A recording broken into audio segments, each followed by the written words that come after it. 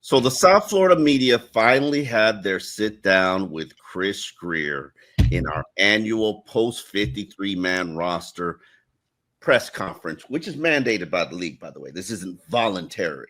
This is the league says you must talk. And general manager Chris Grier basically diffused two bombs by signing Rasul Douglas the day before or minutes before the press conference. And then during the press conference, he announced that he was going to re-sign Kendall Lamm, the offensive lineman. Joining me from the Miami Herald is Isaiah Smalls. Isaiah, how well do you think Chris Grier played his press conference, especially with the two new additions and also the announcement that, hey, Jeff Wilson is coming back too on the practice squad? I think you couldn't have asked for a better, like, short-term solutions to all everything that we just mentioned, right? Just in terms of, we had a lot of questions coming in with, one, about the cornerbacks, and then two, about the offensive line, right? And so he was able to kind of walk in with, like, hey, here you go, and here you go, right? Here you go, here you go. Yeah, so, in some sense, it was a little bit of, I don't want to say gamesmanship, but it was, a little bit, it was like some wheels were turning and they were trying to, give a little bit as much as, they could, right? And so to me, it somewhat signaled like, okay, maybe, and maybe I'm wrong on this, but to me, it signaled like, okay, maybe we didn't do as good of a job as we thought we did in the earlier times, right? And so now let me try to, on the end, and, to your credit and to the credit of, this organization, like, this has usually been how Chris Grier usually operates, right? Like, he's going to make moves later than everyone else. And so as specifically with this, and that's something that's generally not how he operates. That's not how he operates?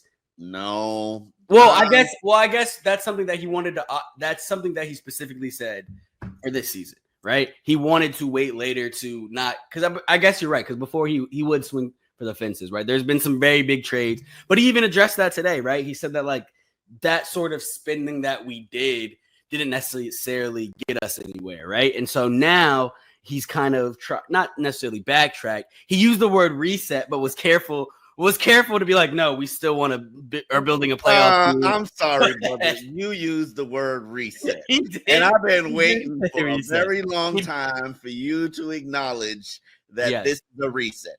Yeah. I'm sorry. Anybody with eyes can see that this is a reset.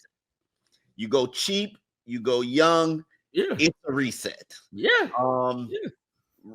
And I don't, and he talked about, I wrote a column about it on the Miami Herald. So for those who want to read it, I'm like, finally, we admit that this is a reset.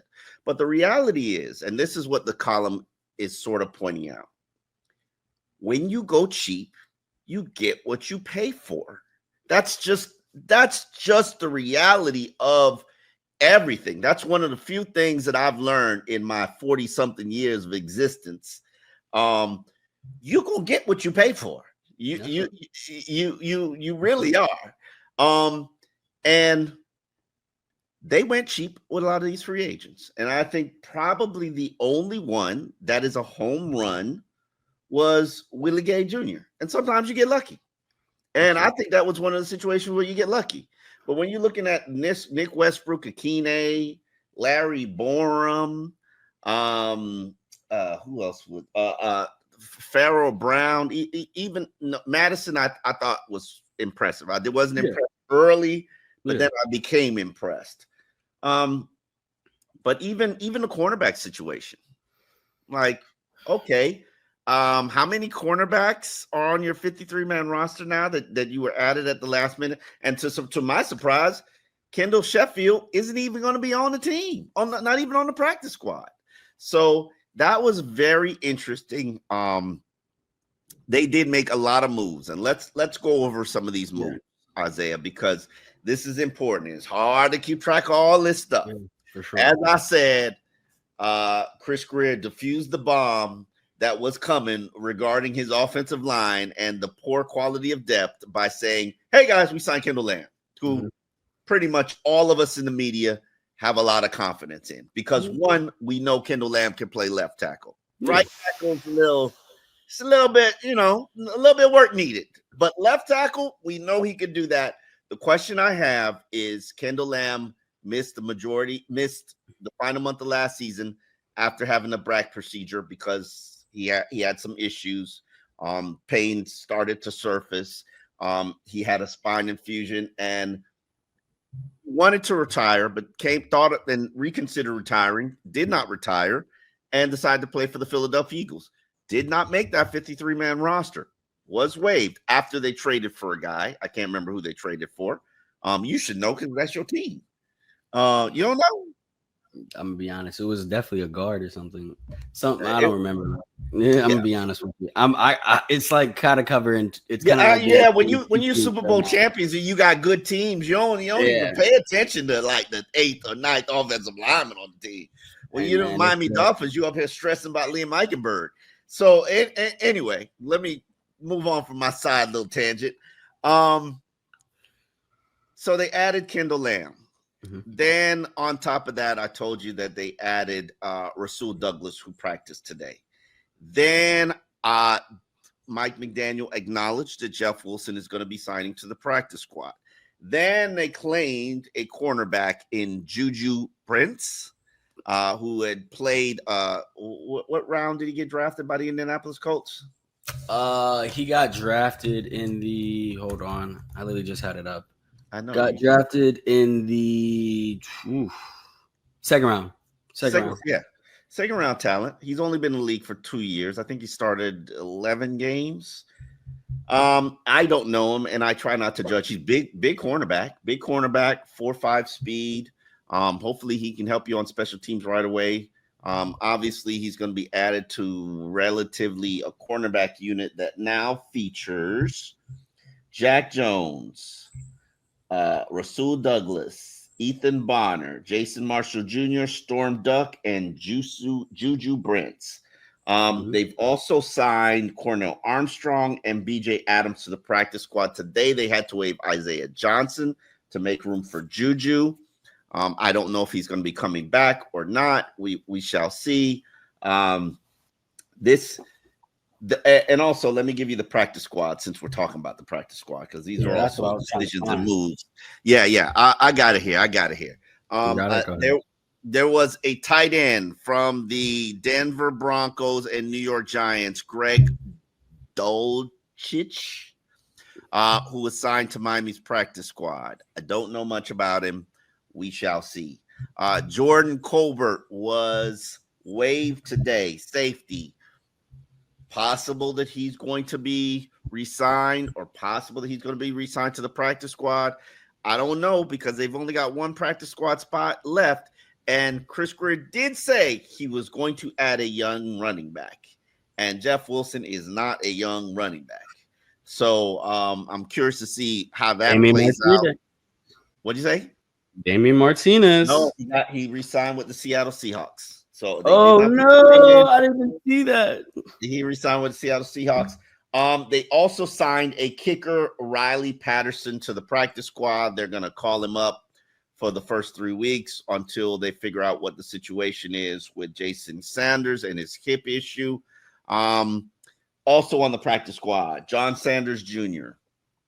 I gave you Cornell Armstrong and BJ Adams. I think Cornell's value is greatly as a gunner. Gunner is a position that they're very weak on. Quentin Bell, your guy, was retained.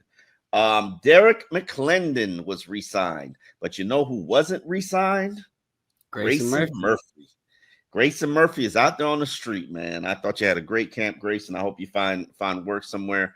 Brandon Daniels, the offensive lineman, he was re-signed to the practice squad. So was Josh Puig, the rookie offensive lineman from the University of Michigan. Theo Weiss Jr., your man, was re-signed. Hayden Rucci, the tight end. A.J. Henning, the wide receiver returner from Northwestern, was signed. Alex Huntley, the defensive tackle from South Carolina, was re-signed.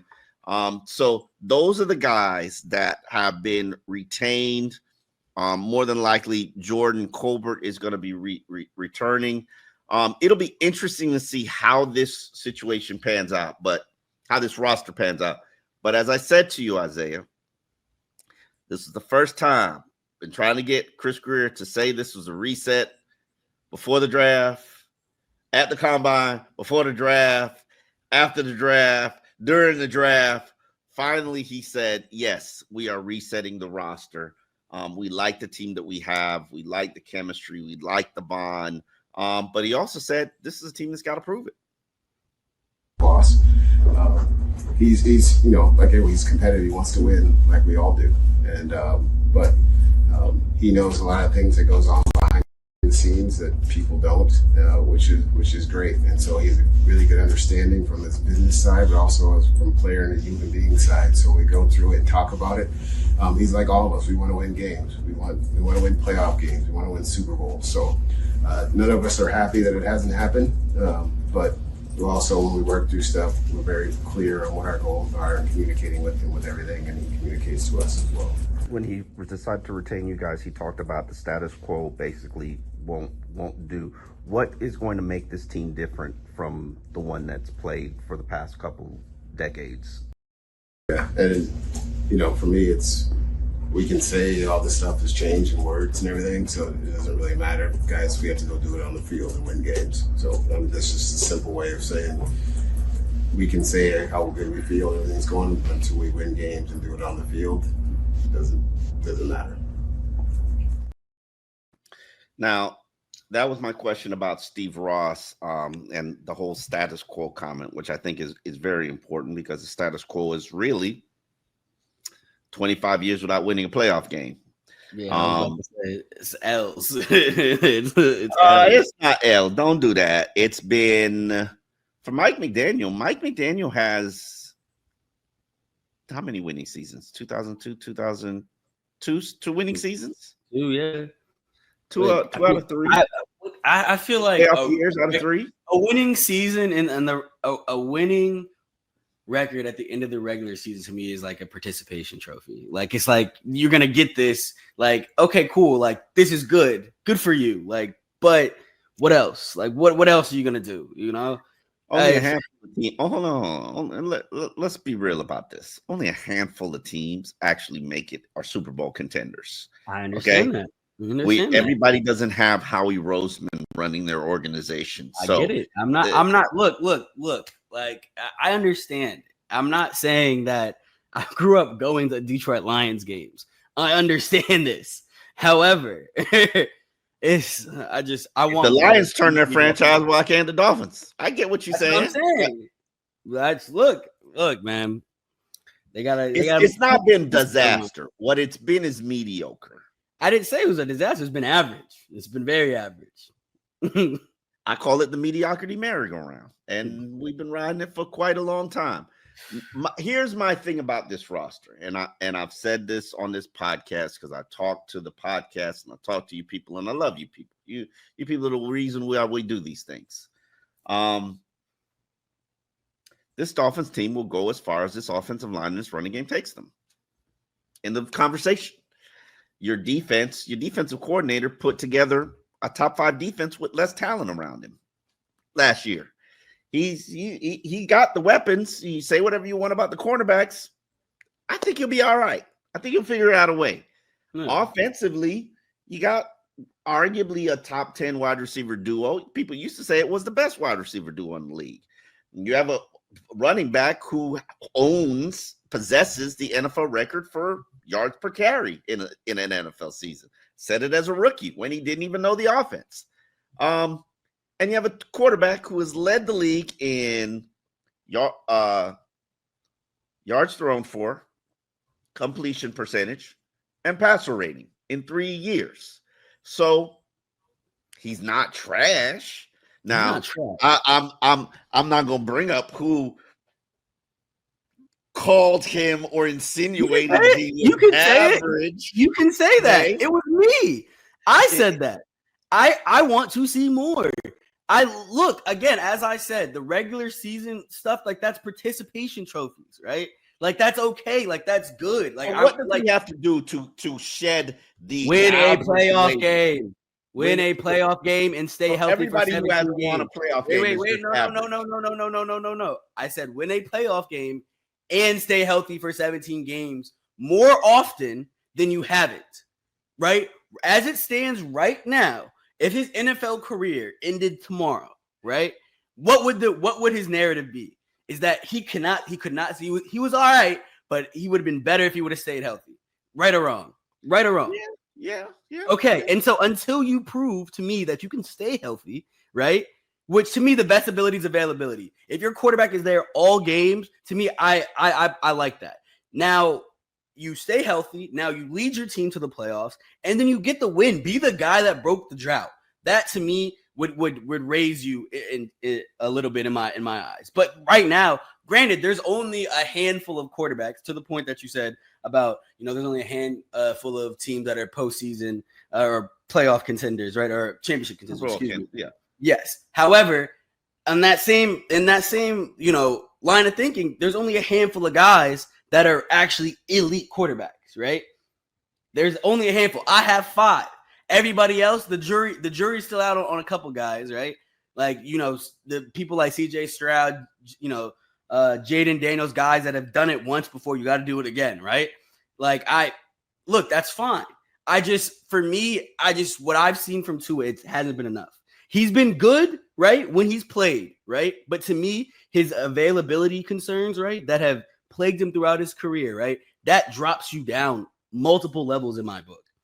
Okay. I mean, I'm not going to argue that. And I really don't care, because I really don't. But like, it is what it is. Because the thing is with Dolphins fans, and I'm gonna tell you this: when you have a guy like one of them ones, I will be the first to tell you. I promise you that. Now, can you win with Tua? Yes, but a lot of things got to go right. That's my salt. Well, it would start if you had healthy players, if you had a healthy roster, if you had a good offensive line, and if you had the weapons. Right now, we've got a tight end who actually participated in his very first practice after a month-long wait. And Darren Waller actually spoke about his first practice with the Dolphins, and we've got it here on Dolphins In Depth to share with you. I'm good. I got to take some competitive reps against the defense today, running routes. I'm happy to be where I'm at in the mix. How different is it when you get out here today and you're going to be getting a lot of reps? It's definitely different. My first practice in a while, and in some ways it feels like it. There's always going to be areas to grow, things you got to knock some rust off. But I'm just grateful to be where I'm at today. Darren, did you understand why they sat you for a month? Yeah, because there's, with getting back into the training and everything, there's certain ways you can't always predict how your body will respond from having time away. And so there's, in most instances, my body responded well. In some ways, it didn't. And so it's just like being cautious in that way to, I guess, look at the bigger picture as opposed to maybe rushing to get ready for the very beginning. Just trying to take that into account. I appreciate the care that they've given me here, all the support staff, and it's looking good for me week 1 and going forward. How are you feeling at the moment by your decision to return to football? I feel good. I know coming back in is going to be a process. It's not going to be something that you just walk back into. And in some ways it's like riding a bike, but in a lot of ways there's a physical demand, there's a mental demand, emotional demand that you got to get back used to. And I respect that. That's a process and that's a grind. Knowing that's not going to be easy, but at the same time, I got a lot of people, a lot of guys in here, a lot of coaches, people upstairs, downstairs that are supporting me and encouraging me to just keep pushing through. How much carryover do you have from offenses that you ran maybe in the Raiders? It's kind of cool to come in and recognize it's kind of like a West Coast family, because most of that stuff, it's like, I guess Bill Walsh at the beginning, but then it's like Gruden and Shanahan are like two of the main guys that are running some of these, the passing concepts, run games. So it's a lot of new, different, like, oh, you guys call it this word as opposed to this word. But as far as the concepts, as far as how plays work, as far as progressions, things like that, there's a lot of similarities, which makes it a little bit less stressful to take everything in. Yeah. And there's been a lot of talk about the chemistry with this team and how you guys are building it both on and off the field. Can you talk a little bit about that? What's that been like? And what's the locker room like? That chemistry now as you guys get ready for the field? Yeah, I mean, I haven't been here that long of a time, but I just see how intentional these guys are about hanging out with each other outside of the building, whether it's just shooting pop shot over there, guys playing cards, I feel like guys are really carving out time throughout the day, throughout the little pockets of time that we have to grow closer. And I feel like that's what allows teams to take that next step. I feel like the talent is there across the board with the team, and seeing how the chemistry is growing together and how guys are challenging each other in positive, healthy ways, and they're responding to those challenges. I think it's really cool to see. I feel like there's a lot of good that fans can expect from this team all season. You know, there was something that was said in the Chris Grier press conference that I found quite interesting. He talked about the Stanley Cup was just in the building the other day. I believe the general manager, I can't remember Panthers players, so I'm sorry. Matt Kachuk, I believe, was one of the guys that came. Yeah, Matt Kachuk. And they came and they talked to the players about what really created the synergy that we have as a team is our closeness, our bond, how much we care about each other, how much time we spend with one another. And interestingly enough, before we even got to the championship game, I remember talking to Goldie, who called Dolphins preseason games and covers the hockey team. Goldie was talking about, man, when these guys are on the road, they hang out together, and you'll see the whole team go to a what do you call it? What's the ice cream place that you can get? A Dairy Queen. You'll see a whole team go to a Dairy Queen together and get ice cream. And he's like, it's the cutest thing. But they do things as a team. Like they get off the flight and they go to a restaurant as a team. Wow. Now, the Dolphins had this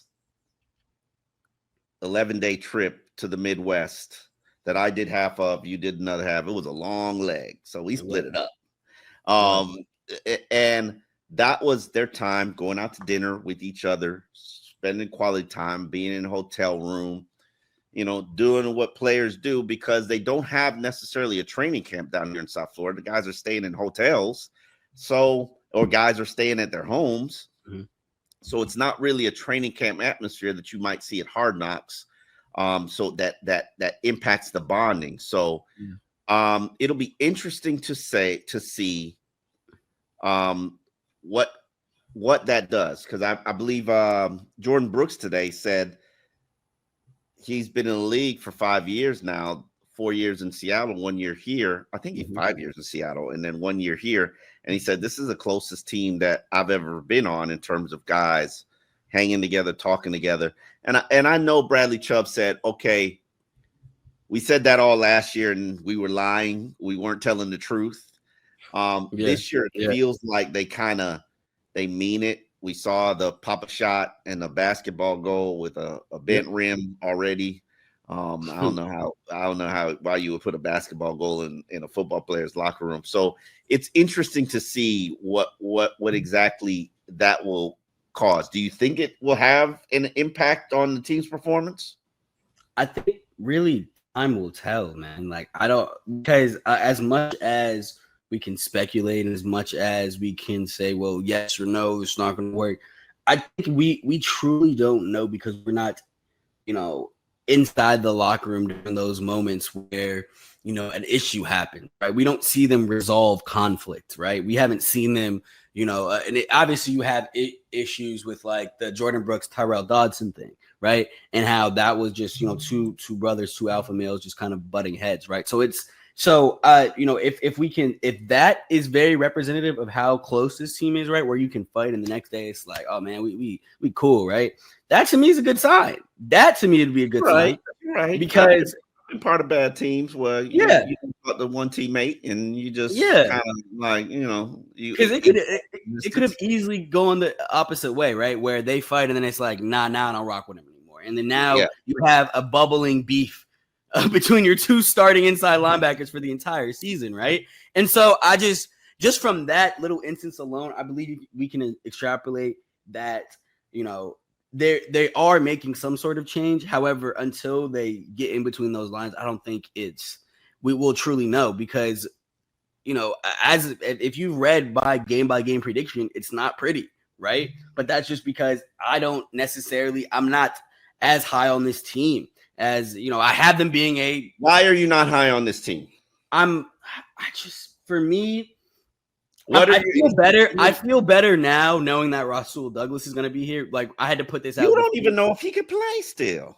And if we're judging by, I was about to say, if we're judging by last year's down year last year, he sat out all the year. training camp because probably didn't want to come to training camp. Exactly. So, but I think for me, as much as I love the pass rush, right, and what they can do up front, I'm just worried about the corners back situation. I'm worried about that. I'm worried about on the offensive line. They're one injury away from now backups playing, right? And, Kendall Lamm, again, gives me a little bit of, I can breathe a sigh of relief. But at the same time, as you mentioned, he is more of you said he's more of a left tackle, correct? Yes, absolutely. That's, to me, wouldn't be necessarily the side that we would need him on, right? If God forbid something else happens to Austin Jackson, we would need him on the other side, right? And so he's played there. I could tell you it's not the best, exactly. But it might be better than Larry Borum. No, I'm going to stop shading Larry Borum. He's here, huh? Let's hope so. We can, Tua can only pray that it's better than Larry Borum. Okay, you mentioned the offensive line. What else are your issues? Okay, you mentioned Rasul, and then and just the overall health. Like I'm like the calf injury to Devon Achane like scares the crap out of me. And maybe it's because I'm thinking about what happened with Tyrese Halliburton and all the NBA guys, but like to me that freaks me out because he played such a big role in the offense last year.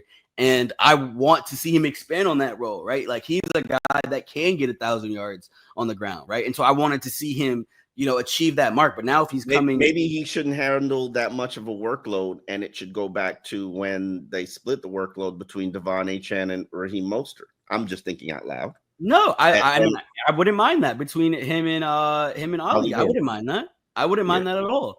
But those are the areas that really give me. So you have issues with running back, you have issues with the offensive line, you have issues with the cornerbacks. Yeah, that to me is really it. And as we saw in 2023, if that offensive line gets cooking behind, like those running backs can get something going. Like I have faith in Ollie Gordon. Ollie Gordon will be a member of my fantasy football team. You didn't even make your draft yet. That's what I'm saying. He will. Like, if I have something to do with it, he will certainly be a member of my fantasy football team. But I say that to say that like I have faith in what just gives me concerns with this team is just injuries. Honestly, that's the biggest thing. Like for the last couple years, I just started coming to the team last year, but obviously I'm a football fan, so I pay attention. But it just seems like they're never healthy when it matters most. And that to me is very concerning. It was interesting today when they asked a question about the offensive line. Hal asked it, and he got a little bit of flack on social media. I mean, to be honest, it was better than the way I was going to ask it because the way I was thinking about it was like, look, it seems at one point during training camp, it felt like you guys were signing a new offensive lineman every day, right? And so what does that say about the technically the same position kept getting hurt. But also it didn't help that you didn't have anybody of quality at that position. So, but yes, I totally agree with you.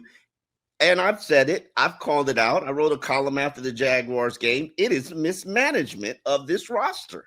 It's you knew, and let me calm down. You knew coming into this season, yes, this was your most problematic area, and your answer is Larry Borum.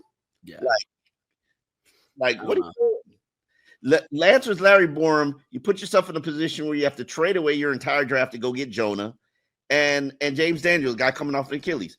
And while I like James Daniels, and I'm curious, I understand Jonah is viewed as one of the top 10 offensive linemen in that draft. Mm-hmm.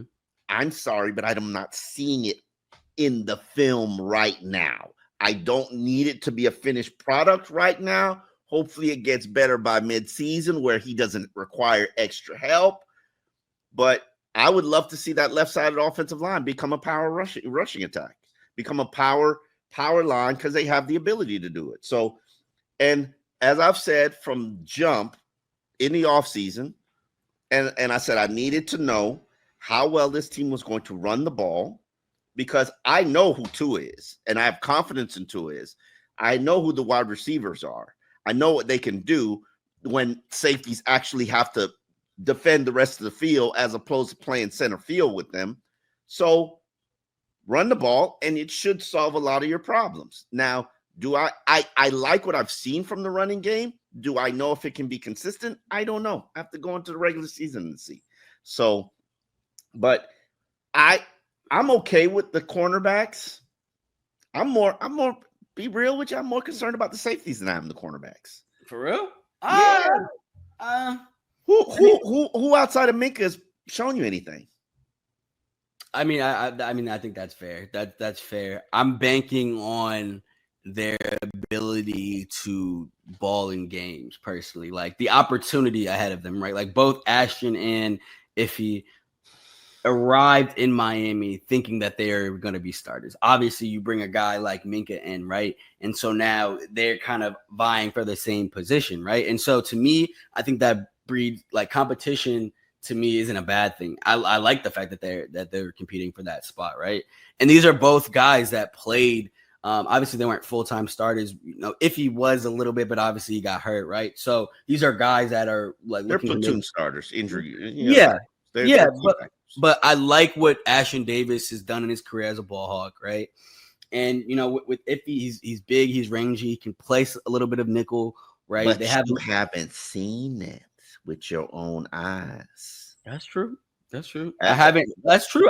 Granted, again, Iffy is just now getting back from injury.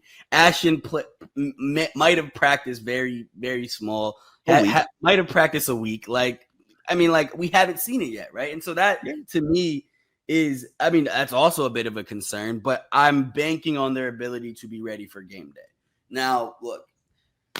It was cool to see Ashton Davis out there yesterday. He's walking around. He's out of the boot. He's walking around, no boot. Did some he was doing cardio on the bike today. So it's good to see them, right? But I'm just curious as to when they're going to be healthy, when they're going to be available.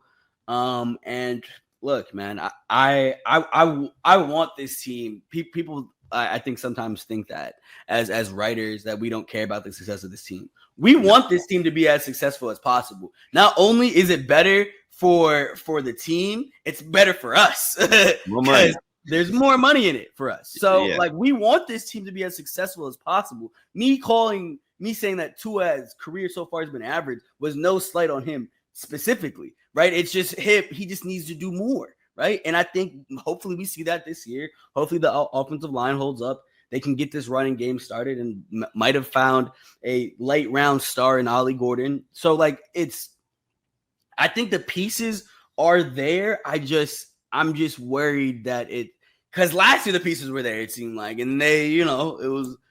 Yeah, I mean, on paper, the pieces seemingly were there. To me, the pieces were there in 2023. Obviously, the backup line, the offensive line depth wasn't great last year at all. Same with edge rusher depth, but it's the NFL. Like you're gonna have to try to be better. You're gonna have to try to just figure it out. You know, so it'd be good if you were good at your drafting, but hey, we are where we are.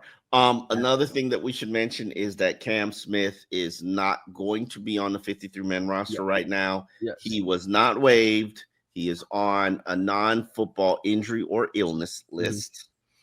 Let's wish him a speedy recovery with whatever he's dealing with. For sure. Cam has been under a lot of stress, and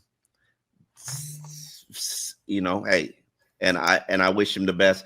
I would like to encourage everybody to take the approach that I told you to take 2 weeks ago. Stop talking about him. Stop thinking about him. No, that's real. That's real. Hey, it is what it is. Yeah. The Dolphins cut Channing Tindall, and they ain't nobody think about him now. Yeah. Just thinking it to yourself that Cam Smith has been released and keep it moving. Even though he hasn't been released.